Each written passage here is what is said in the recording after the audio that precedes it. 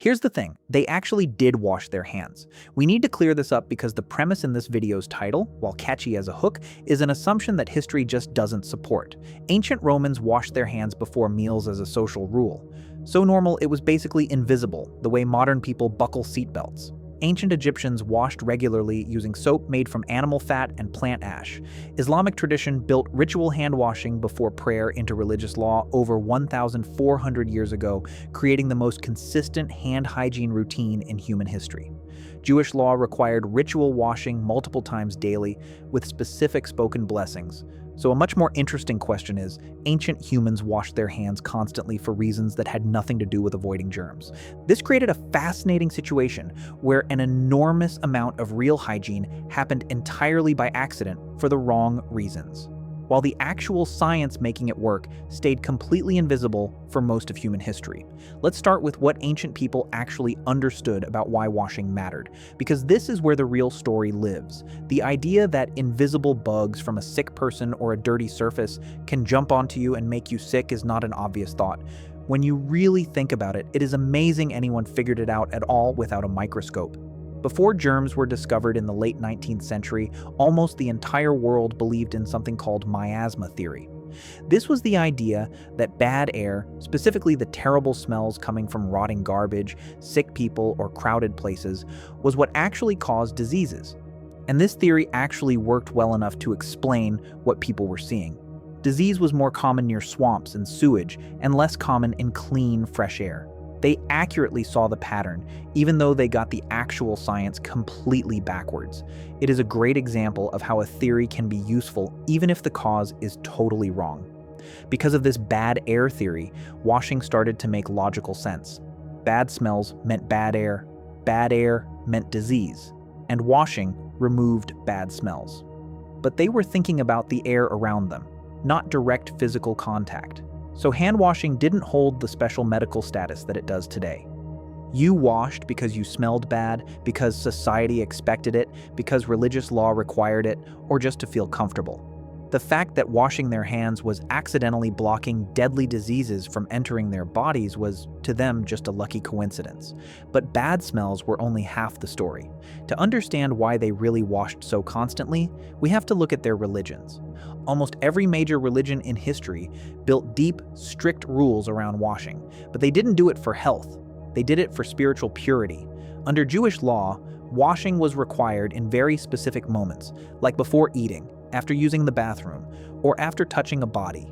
In the Islamic tradition, believers washed their hands, face, and feet before every prayer. Hindu traditions required strict ritual bathing, and Buddhist monasteries had washing rules so clear that modern historians believe they actually stopped diseases from spreading. None of the people following these rules knew anything about germs. To them, washing was about staying spiritually clean for their gods, not biologically clean for their bodies. But the physical result was exactly the same. They were regularly washing away deadly pathogens. It is one of the wildest ironies in medical history, a survival habit that worked perfectly thousands of years before anyone actually understood why it was working. And then there is the story of soap itself, which goes back much further than most people think. The oldest soap recipe we have ever found is written on a Babylonian clay tablet from almost 5,000 years ago. It mixed water, alkali, and oil, though they mostly used it to clean wool, not human skin. By 1550 BC, ancient Egyptians were making their own versions out of animal fat and plant ash. The Romans eventually created great soap too, even though they actually preferred scraping oil and dirt off their bodies with metal tools. By the Middle Ages, making soap had turned into a massive global business, with famous products like Castile soap from Spain and Aleppo soap from Syria being traded all over the world. What makes soap so incredible is how it actually works on a microscopic level. A soap molecule is basically a tiny magnet. One end is attracted to water, and the other end is attracted to fat. When you wash your hands, the fat-loving end stabs directly into the outer shell of a virus or bacteria, tearing it apart. Then, the water-loving end locks onto the running water and washes the whole destroyed mess away. This microscopic destruction is flawless, and absolutely nobody making or using ancient soap knew it was happening. They just knew that soap worked better than plain water. For centuries, humanity was fighting a highly effective war against invisible enemies, completely blindfolded. But all of this accidental hygiene was about to hit a brick wall. Because the darkest chapter in this story doesn't belong to ancient humans, it belongs to 19th century doctors and one man who tried to tell them the truth, only to lose his mind doing it. In the 1840s, a doctor named Ignaz Semmelweis was working at a major hospital in Vienna. The hospital had 2 different maternity wards, and the difference between them was terrifying. The first ward was run by doctors and medical students. Their patients were dying at a horrific rate, sometimes up to 15%. The second ward was run by midwives, and their death rate was only about 2%. The situation in the first ward was so deadly and so widely known that pregnant women would literally beg to give birth in the dirty streets rather than be sent there. Semmelweis started looking for a reason. He noticed something horrifying. The doctors and students in the first ward were coming directly from performing autopsies on dead bodies, straight into the delivery room, without washing their hands. He figured out that they were carrying invisible, deadly material from the corpses directly to the mothers. So he forced his medical staff to start washing their hands with a strong chlorine solution. The result was instant. The death rate in the doctor's ward plummeted to 2%, matching the midwives. He had solved the mystery. He was saving lives. But instead of being celebrated as a hero, he was destroyed. The medical establishment turned against him. They completely rejected his evidence. Why? Because if Semmelweis was right, it meant that the doctors themselves, the most respected, educated men in society, were the ones accidentally killing their own patients. Their egos simply could not accept that reality. Without a proven scientific theory to explain exactly how the diseases were spreading, the doctors chose to protect their pride instead of their patients. They abandoned the hand-washing rule. Semmelweis was mocked, fired, and eventually locked away in a mental asylum. And in one of the darkest, most tragic ironies in medical history, he died in that asylum from the exact same type of infection he had spent his career trying to prevent. It took decades before scientists finally discovered germs and proved that Semmelweis had been right all along. But even when the world finally understood how germs worked, it exposed a terrifying truth about the past. Because it turns out, one of the most famous, supposedly clean civilizations in ancient history was actually soaking in a massive, invisible pool of disease. The Romans are famous for their magnificent public baths. Most people picture them as either incredibly advanced engineering marvels or just gross communal pools. The truth is somewhere in the middle, and it perfectly captures the ancient hygiene trap. Their engineering was genuinely brilliant. They had massive underfloor heating systems and aqueducts bringing fresh water into a complex series of increasingly hot rooms. They weren't just sitting in stagnant dirt. But here is the terrifying problem. Warm, shared water filled with hundreds of people is the absolute perfect breeding ground for fungal infections and skin diseases. The Romans suffered terribly from these conditions. Their baths were actually doing 2 things at once. They were mechanically cleaning off visible dirt, but simultaneously acting as a massive pathogen transmission venue through the warm communal water. And because they couldn't see microscopic bacteria, ancient practitioners had absolutely no idea their beloved baths were actually making them sick. But ancient humans weren't completely defenseless. Even without knowing about germs, they accidentally discovered other brilliant ways to survive. Think about traditional food preservation. Fermenting, salting, or drying meat creates a highly acidic environment that bacteria simply cannot survive in. They didn't know the microbiology, they just knew it kept food safe. Quarantine is another perfect example. During the Black Death, the city of Venice forced arriving ships to wait in isolation for 40 days before unloading.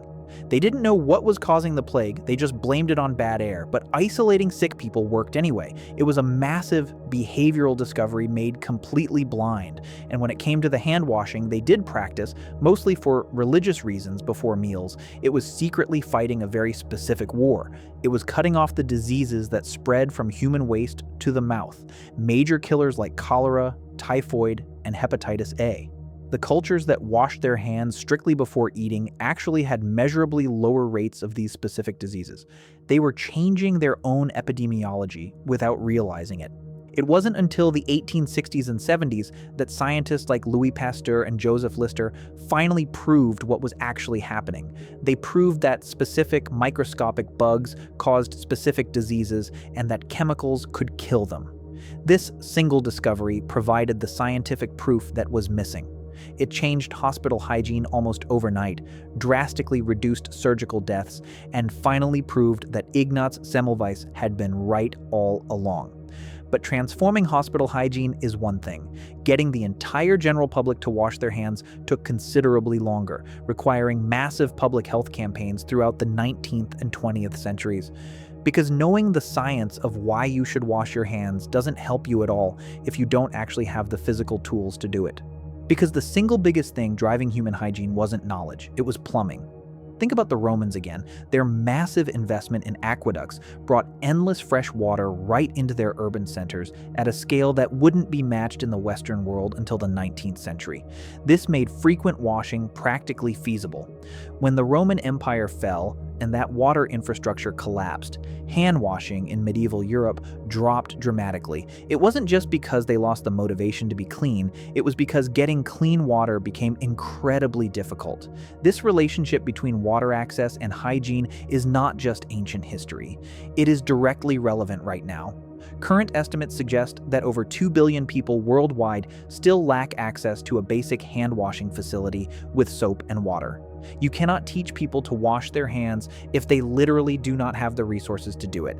This is why global health campaigns have realized that behavioral education alone is not enough. You have to build the infrastructure first. But there is one final piece to this puzzle. Why didn't those ancient cultures with super strict religious washing rules completely conquer disease? If hand washing is so powerful, why did they still suffer from massive plagues? Because hand washing is an incredibly specific weapon. It is highly effective at stopping diseases that spread from waste to food. Throughout history, cholera, typhoid, and other pathogens have killed millions through contaminated water. Hand washing after using the toilet and before eating directly cuts off that specific route. In fact, diarrheal disease remains a leading cause of child mortality today, and it is almost entirely preventable with simple hand hygiene. But hand washing does absolutely nothing against diseases that spread through other routes. It won't stop a flea carrying the bubonic plague. It can't protect you from smallpox spreading through respiratory droplets in the air. It won't stop a mosquito carrying malaria or typhus hiding in lice. Hand washing is a miracle defense, but it only works against a very specific type of invisible enemy. The benefits of ancient ritual washing were incredibly real, but they were limited only to the diseases that spread through direct contact. So we finally figured out the science. We built the infrastructure. We have running water and soap in almost every modern building, which makes what happens next the most frustrating paradox in human history. Look at what happened during the COVID-19 pandemic. It was the biggest global hand-washing campaign ever created. We had the science, we had the warnings, and we had the fear. And for a short time, people actually washed their hands constantly. But the second the immediate panic started to fade, the habit faded right along with it. We like to think that ancient people were just missing one piece of scientific information. And if we could just travel back in time and tell them about germs, they would have changed their habits forever. But that is a lie we tell ourselves to feel smart. Ancient humans were exactly like us. Their habits weren't driven by abstract medical knowledge. They were driven by social pressure, immediate fear, and what the people around them were doing. So why didn't ancient humans wash their hands to stop diseases? Because they had no idea that invisible germs even existed, because their bad air theory didn't require them to scrub their hands. But here is the absolute brilliance of the human story. They washed their hands constantly anyway. They washed to please their gods. They washed to fit into society. They washed just to feel clean. And by doing the right things for completely the wrong reasons, they accidentally saved millions of lives, keeping deadly diseases from wiping out our species entirely. Modern science did not actually invent human hygiene. It just finally gave us the words to explain a survival strategy that had been keeping us alive in the dark for thousands of years, completely by accident.